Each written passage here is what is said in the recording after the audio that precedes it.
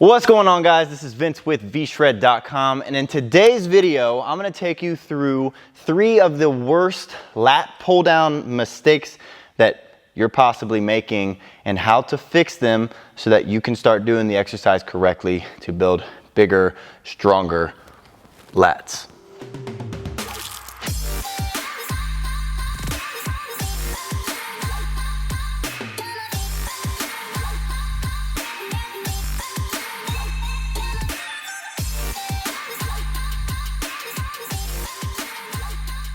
Like I said in today's video, I'm just gonna walk you through 3 of the most common mistakes that I see made when I see people doing lat pull downs, because obviously lat pull downs are a super important exercise to be implementing into your regimen.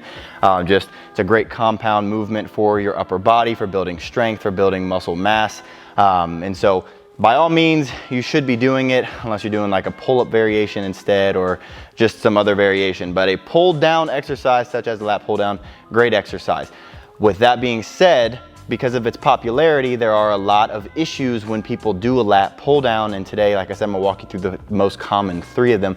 But before I get into those, I will say that there's a lot of mistakes that I see made in the gym, but I've condensed it down into the 3 most common all over mistakes. This means that it's your workouts, it's your diet, it's your lifestyle, all condensed down into the 3 most common mistakes that I see made for getting in shape, not just for the lat pull down.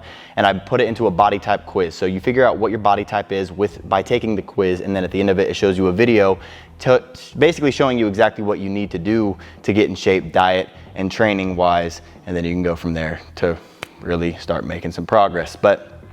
So you can take that quiz right now if you want to. It's down in the link in the description right below this video. But if you're just here for the lat pull down, let's get into it. So the first mistake, and I'll just go ahead and get into the first rep. So grabbing this, getting your legs locked into place. And then from here, what you see a lot is right here. And by just the first 2 reps, you can probably tell what the mistake is gonna be, and that is creating momentum. By swinging my body back like this, I'm creating a lot of momentum to where I'm not really using my muscles nearly as much as I could be if I were to stop creating momentum. Don't get any kind of lean back. Don't throw yourself back to where you're creating that pull with your body weight rather than with your actual muscle. So you wanna keep yourself as straight up and down as possible. Obviously, you're gonna try to have your chest out and you're gonna have your elbows slightly in front of you so that you can pull this just down under your chin and really focus on squeezing your elbows into your sides. But by getting rid of that swing, you're making yourself be a lot more strict with the muscles that are actually activated. So rather than going like that, and a lot of you probably don't even know that you're doing it, but are, and it might not be this severe. It might just be something like this, because we've all been there. You get towards the end of your set, it gets a little heavy, and so you start getting a little swing.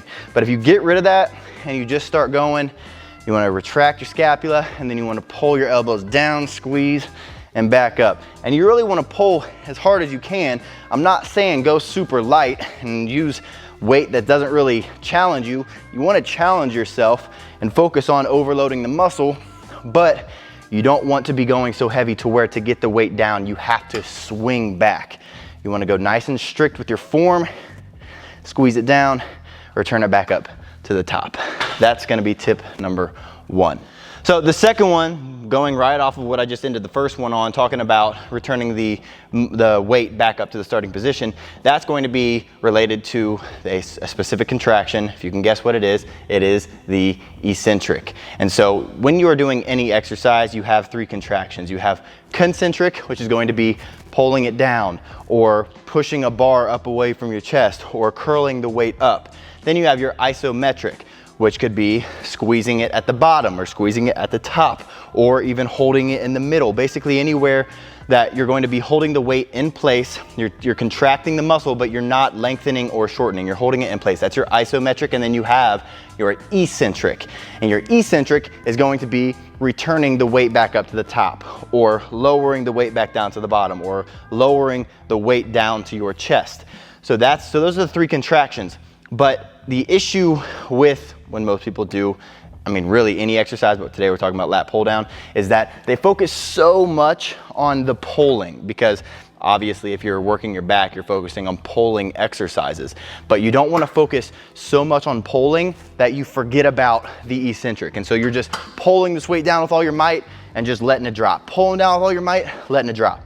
Pulling down with all your might, letting it drop, because your muscles are actually stronger eccentrically than they are concentrically, meaning that I can take this weight down and then I can control it on the way back up very slowly, very controlled, a lot easier than I can, let's say, pull that weight down at that speed. This is a lot harder at that speed than it is returning it to the top. It's the same thing why if you're on a bench press, you can lower a lot more weight than you can actually push up, because your muscles are stronger eccentrically. So when you're doing a lat pull down, if you're not even focusing on the eccentric contraction at all, you're missing a massive piece of a very important exercise. So the next time you go to do lat pull downs, rather than just doing the pull and then forgetting about the eccentric, doing the pull, forgetting about it, you want to remember to put extra emphasis into that eccentric and control it.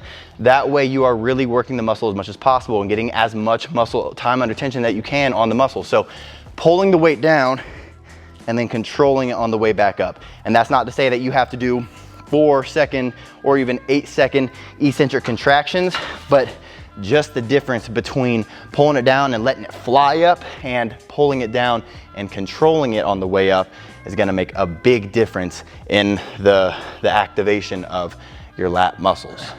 And the third and final tip is going to be stop doing partial reps. Or another way you could say this is make sure you are getting full range of motion. And I kind of touched on this in the first one where I was talking about your elbows coming down into your side.